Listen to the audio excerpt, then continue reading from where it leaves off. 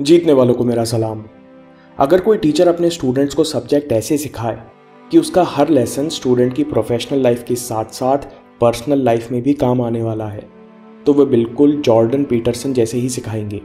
शायद इसलिए इन्हें लेसन्स कहते हैं, क्योंकि प्रैक्टिकल नॉलेज से हमारे अज्ञान और गलतियों का भार कम, लेस या लेसन हो जाता है।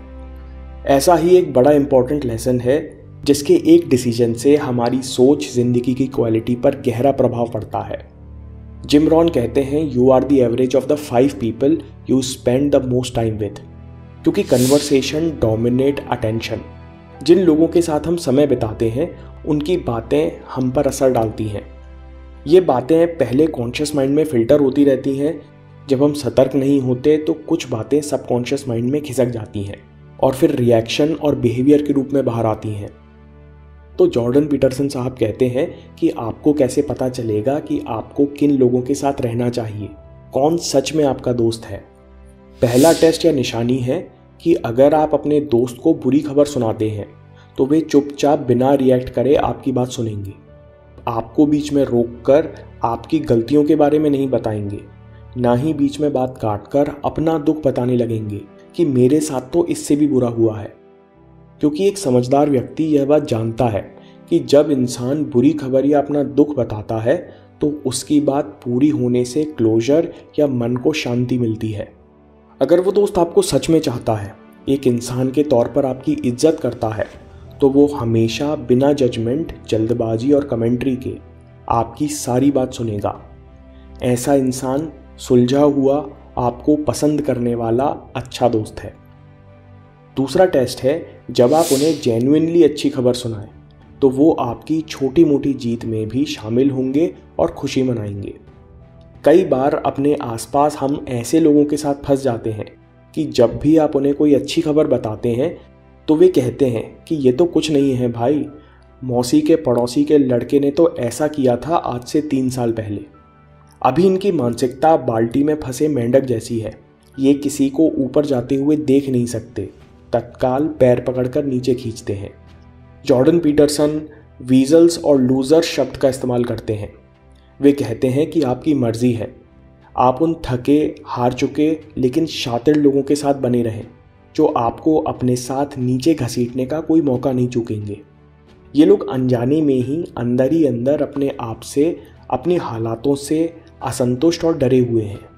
डर के कारण वे दुखी होते हुए भी नहीं बदलना चाहते, ना किसी और को बढ़ते हुए देख पाते, क्योंकि किसी और का विजय पाना मतलब है इनका पीछे रह जाना। हमें इन लोगों से नफरत नहीं करना है, नहीं तो हम अपने लिए अलग परेशानी खड़ी कर लेंगे। हमें बस इनसे दूरी बनाने की ज़रूरत है। सिंपल रूल ये है कि आप उन लोगों के साथ होना चाहते हो जो आपके अंदर की अच्छाई को बढ़ते हुए देखना चाहते हैं। इस रूल को सोचकर देखें तो बड़ी काम की चीज़ है। हम सबके अंदर कुछ ना कुछ कमियां हैं जिन पर काम करना ज़रूरी है, लेकिन साइकोलॉजिस्ट भी कहते हैं कि जब आप अपनी ताकत पर खेलते हैं तो आप सफल होने के साथ साथ खुश भी रहते हैं। We want to surround ourselves with people who want the best for the best part of us. जो लोग आपकी अच्छाई को बढ़ते हुए देखना चाहते हैं, उन लोगों से उम्मीद की जा सकती है कि ये विपत्ति में हमारे काम आएंगे, क्योंकि ये इंसानी तौर पर आपको पसंद करते हैं। ये सब जानने के बावजूद हम लोग फिर भी इन ग्रुप्स में क्यों रुके रहते हैं?